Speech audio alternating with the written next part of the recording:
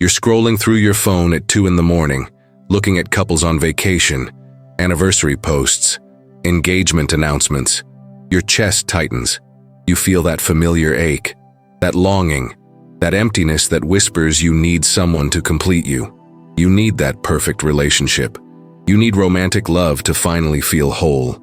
And that feeling, according to Arthur Schopenhauer, is evolution playing you like a puppet. It's biology wearing the mask of destiny. It's nature lying to you so convincingly that you'll call it the deepest truth of your existence. Because here's what nobody tells you about romantic love, and what Schopenhauer spent his entire life trying to reveal. That overwhelming feeling you call love, that certainty that this person is your soulmate, that conviction that your happiness depends on being with them, none of it is real, not in the way you think. Schopenhauer tears apart romantic love. Every love match is at bottom a marriage of convenience. Life's aim to perpetuate itself trumps individual happiness every single time. You think you're choosing someone because they're special, perfect, meant for you, but you're not choosing at all. You're being chosen by forces that don't care about your happiness, your growth, or your well-being. Forces that only care about genetic continuation. And the cruel genius of it all is that these forces make you think it's your idea. They make falling in love feel like the most authentic, most meaningful, most important thing you'll ever experience. When really, you're just a biological vehicle being driven by programming you can't see and can't control. Walk through any city, scroll through any social media feed, talk to anyone in their 20s or 30s, and you'll see it everywhere. People absolutely convinced that finding the right relationship will solve their problems, that meeting their person will finally make them happy, that romantic love is the answer to the emptiness they feel, and they pursue it with religious devotion. They swipe, they date, they hope, they dream. They create entire fantasies about people they barely know. They fall desperately in love with potential rather than reality. They mistake chemical reactions for cosmic connections. And Schopenhauer watches all of this with the exhausted patience of someone who's seen it play out 1,000 times. These people think they're searching for happiness, but they're actually responding to biological imperatives that care nothing about happiness. They think they're making choices, but they're being chosen by genetics that need to perpetuate themselves. They think romantic love is profound, but it's actually nature's most elaborate scam. Here's the mechanism, and it's devastatingly simple. You meet someone. Your biology runs calculations you're not aware of. Genetic compatibility, reproductive viability, traits that complement your weaknesses, features that would benefit potential offspring. And then, if the numbers add up, your brain gets flooded with chemicals. Dopamine, oxytocin, serotonin. These chemicals create feelings so intense, so overwhelming, that you interpret them as something cosmic, something fated, something that must mean this person is special beyond all others. But Schopenhauer cuts through this illusion with surgical precision. The moment of conception decides everything. Your height, your features, your predispositions. And the same blind force that determined your existence is now determining who you're attracted to, who makes your heart race, who you can't stop thinking about. You call it chemistry. Schopenhauer calls it the will to life using you as a tool. And here's where it gets psychologically devastating. Everything you feel in romantic love, every beautiful emotion, every moment of certainty, every conviction that this person is your destiny, all of it is designed to manipulate you into reproductive behaviors. The romance is packaging. The connection is marketing. The feeling of completion is a lie told so effectively that you'll defend it with your life. Think about how romantic love actually works in your experience. You meet someone. Suddenly, they're all you can think about. You can't focus. You can't sleep properly. You check your phone constantly. You analyze every text, every interaction, every moment together. You feel anxious when they're not around. You feel euphoric when they are. You start planning a future together after 3 dates. You start seeing signs and synchronicities everywhere. You start believing the universe brought you together, and every rational person watching this thinks you've lost your mind.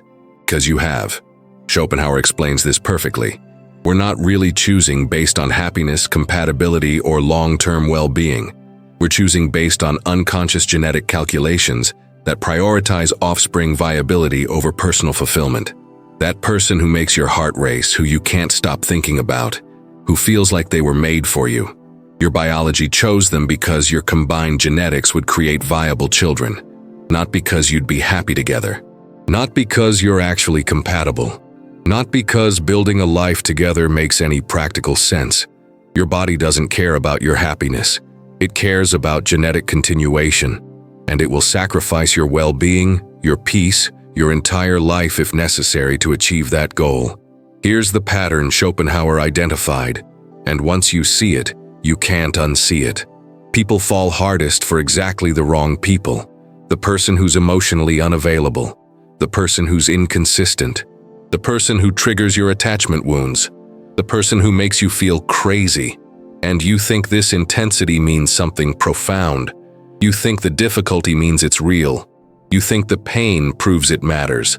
But Schopenhauer knows better. The intensity isn't about depth. It's about genetic complementarity. The difficulty isn't about meaning. It's about your biology overriding your reason. The pain isn't proof of love. It's proof that you're being manipulated by forces that don't care about your pain. Because here's what nobody wants to hear about romantic love. The people who are actually good for you, the people who are kind, consistent, stable, available, the people who would make your life genuinely better, they often don't trigger that overwhelming feeling. They don't make your heart race. They don't create that desperate need. They don't generate that sense of cosmic significance. And because they don't create those feelings, you dismiss them. You call them boring. You say there's no chemistry. You say you don't feel that spark. What you're really saying is that your biology didn't select them for genetic complementarity. They might be perfect for your happiness, but they're not optimal for reproductive success. And your body prioritizes reproduction over happiness every single time. This is why people consistently choose passion over compatibility, intensity over stability, chemistry over kindness. Because passion, intensity, and chemistry are biological signals that have nothing to do with whether you'd actually be happy together. Watch what happens in the early stages of romantic love, and you'll see Schopenhauer's insight playing out perfectly. You meet someone. Within hours or days, you've created an entire fantasy about who they are. You've projected all your hopes, dreams, and desires onto them. You've ignored red flags, dismissed incompatibilities, and rationalized obvious problems. You've convinced yourself that this person, who you barely know, is somehow essential to your happiness. And here's the terrifying part. You're not unique in this. Everyone does it. The fantasy creation, the projection, the idealization, the certainty. It's not about the person you met. It's about your biology hijacking your consciousness to pursue genetic imperatives you're not aware of. Schopenhauer watched this pattern destroy lives. Brilliant people making catastrophic decisions because they mistook biological attraction for destiny. Rational people abandoning reason because they interpreted chemical reactions as cosmic truth. Happy people destroying their peace because they confused the will to life with their own will.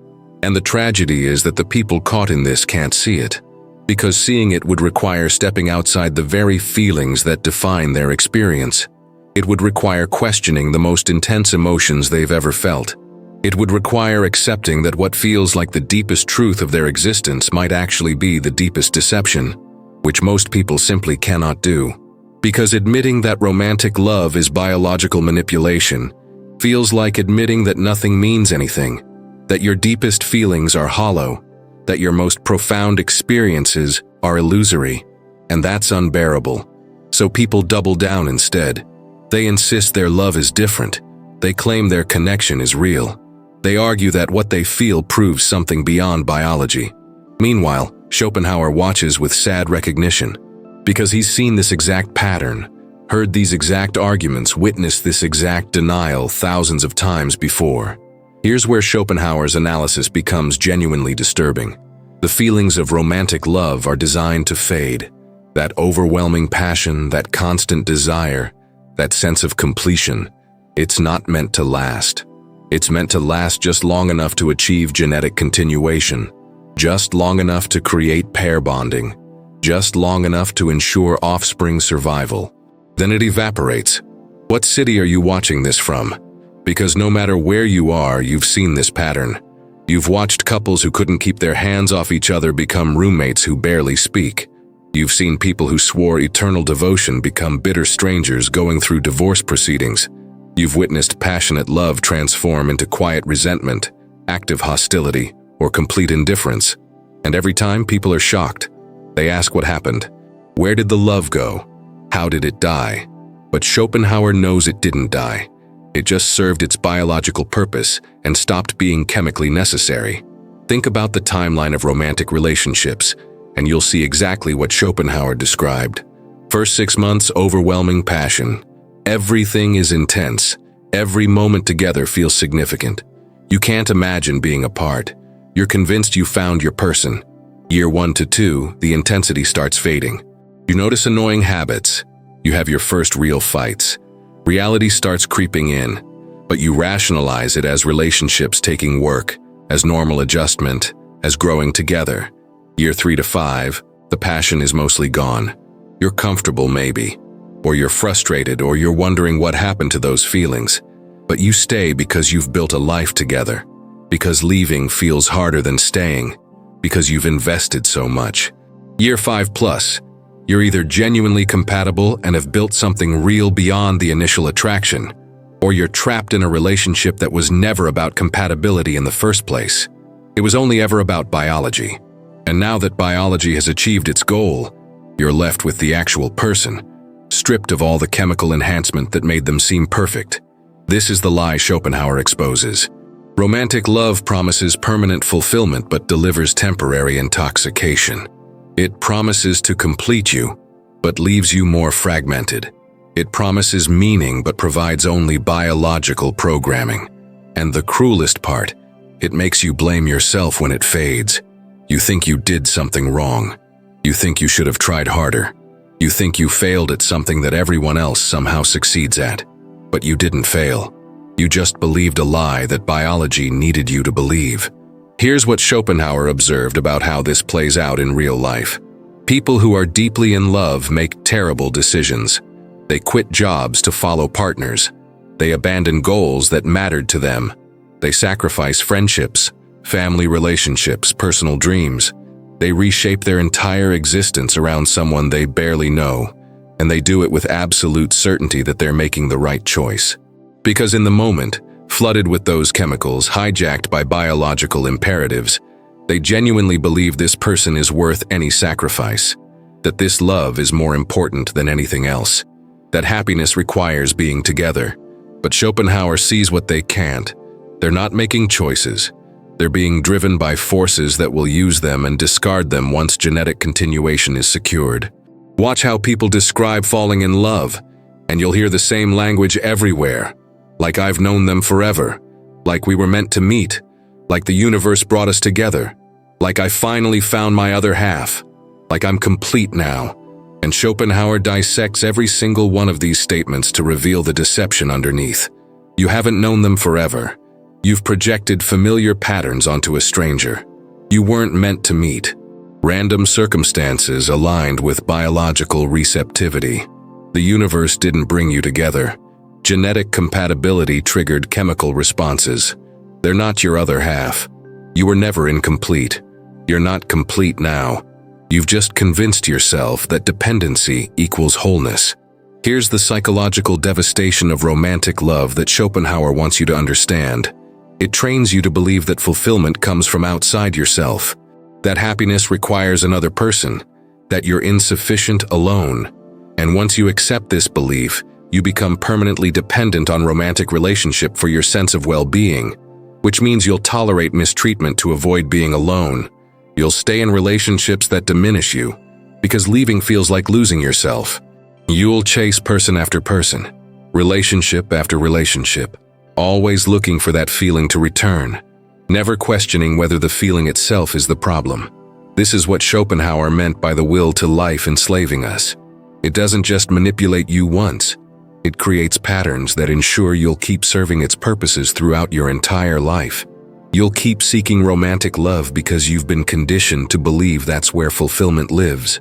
You'll keep mistaking biological attraction for cosmic connection. You'll keep sacrificing your actual well-being for the promise of completion that never actually arrives. And you'll do all of this while thinking you're making free choices, while believing you're following your heart, while convinced that this time it's different. Meanwhile, the same patterns play out with mechanical precision, because they're not about you at all. They're about genetic imperatives using your consciousness as a vehicle.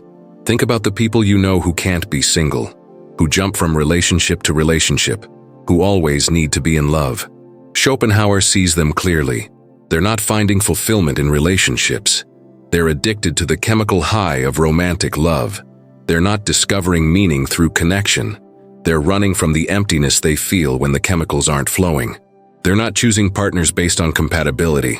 They're choosing partners based on who can trigger those biological responses most intensely. And they call this growth. They call it knowing what they want. They call it refusing to settle.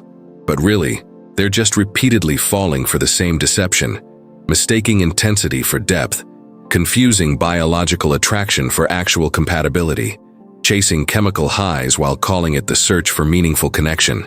Here's where Schopenhauer's philosophy becomes genuinely radical. He's not saying don't have relationships. He's saying see them for what they actually are. Strip away the romantic mythology. Abandon the belief that love will complete you. Recognize biological attraction for the temporary chemical state it is. And then, if you choose partnership, choose it consciously, based on actual compatibility, based on genuine respect, based on shared values and goals, not based on whether someone makes your heart race, not based on whether you feel that overwhelming passion, not based on whether your biology has decided they're genetically optimal, because relationships built on actual compatibility, on genuine friendship, on mutual respect and shared purpose, those relationships can actually enhance your life.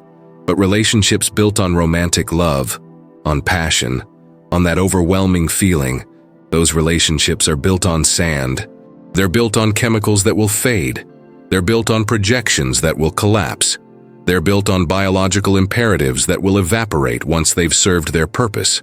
And when they collapse, they'll take pieces of you with them. This is why Schopenhauer saw romantic love as one of humanity's greatest sources of suffering. Not because connection is bad, but because we're sold a lie about what romantic love actually is and what it can actually deliver. We're told it's the highest form of human experience, but it's actually biological manipulation. We're told it will make us complete, but it actually makes us dependent. We're told it's about the other person, but it's actually about genetic continuation that doesn't care about either person's happiness. Watch what happens to people's lives when they organize everything around romantic love. They abandon personal development because they think partnership will fulfill them. They ignore warning signs because they think love conquers all. They stay in destructive relationships because they think the intensity means it's real. They repeat the same patterns with different people because they think the problem is finding the right person, not questioning the entire framework. And their lives become smaller. Their world contracts to the relationship. Their identity dissolves into being part of a couple. Their happiness becomes dependent on another person's feelings and behaviors, until they've forgotten who they were before the relationship, what they wanted before the attraction, who they could become if they stopped chasing romantic fulfillment. Schopenhauer sees this and calls it exactly what it is: slavery. Slavery to biological imperatives, slavery to chemical states, slavery to the belief that you're incomplete alone. And the chains feel so good, the servitude feels so meaningful, that suggesting freedom sounds like suggesting emptiness. But here's what freedom actually looks like in Schopenhauer's vision: understanding that you're already complete, recognizing that fulfillment comes from within, seeing through the romantic mythology to the biological mechanisms underneath, choosing relationships based on genuine compatibility rather than chemical intensity, building connection without losing yourself, creating partnership without making it your identity, and most radically, being genuinely okay alone, not as a temporary state while you search for the right person, but as a complete, fulfilling way of existing that doesn't require romantic relationship to validate it. This terrifies most people. because they've been conditioned their entire lives to believe that being alone means being incomplete, that not seeking romantic love means giving up on happiness, that accepting single life means settling for less. But Schopenhauer offers a different perspective. Maybe being alone means being free. Maybe not seeking romantic love means not being manipulated by biology. Maybe accepting single life means discovering what fulfillment actually feels like when it's not dependent on another person's presence.